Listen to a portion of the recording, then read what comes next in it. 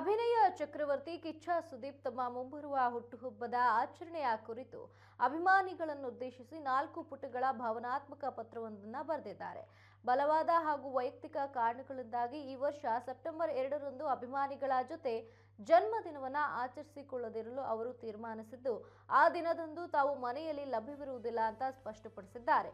ತಮ್ಮ ಪತ್ರದಲ್ಲಿ ಸಿಂಹ ಸುಮ್ಮನೆ ಕುಳಿತಿದ್ರೆ ಅಂದ್ರೆ ಸುಸ್ತಾಗಿದೆ ಅಂತಲ್ಲ, ಮುಂದಿನ ಭೇಟಿಗೆ ರೆಡಿ ಆಗ್ತಿದೆ ಎಂದರ್ಥ ಎಂಬ ಖಡಕ್ ಡೈಲಾಗ್ ಉಲ್ಲೇಖಿಸುವ ಮೂಲಕ ಮುಂದಿನ ಬಿಗ್ ಪ್ರಾಜೆಕ್ಟ್ಗಳಿಗೆ ಭರ್ಜರಿಯಾಗಿ ಸಜ್ಜಾಗುತ್ತಿರುವ ಸ್ಪಷ್ಟ ಸುಳಿವನ್ನು ನೀಡಿದ್ದಾರೆ. ಸತ್ಕಾರಗಳು ಗದ್ದಲವಾಗಬಾರದು ಎಂಬ ಸಂಸ್ಕಾರಯುತ ಸಂದೇಶವನ್ನ ನೀಡಿರುವ ಕಿಚ್ಚ, ಯಾರು ಮನೆಯ ಬಳಿ ಬಂದು ಕಾಯುವುದು ಬೇಡ ಅಂತ ಕೈ ಮುಗಿದು ಮನವಿಯನ್ನ ಮಾಡಿಕೊಂಡಿದ್ದಾರೆ.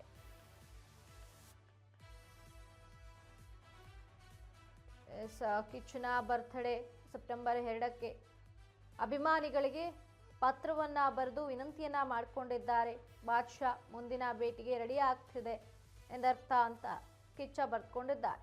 ಮುಂದಿನ ಬಿಗ್ ಪ್ರಾಜೆಕ್ಟ್ಗಳಿಗೆ ಸಜ್ಜಾಗ್ತಿರುವ ಚಕ್ರವರ್ತಿ ಅಭಿಮಾನಿಗಳಿಗೆ ಭಾವನಾತ್ಮಕ ಸಂದೇಶವನ್ನ ನೀಡಿದ್ದಾರೆ. ಯಾರು ಕೂಡ ಮನೆಯ ಬಳಿ ಬಂದು ಕಾಯೋದು ಬೇಡ ಅಂತ ತಿಳಿಸಿದ್ದಾರೆ.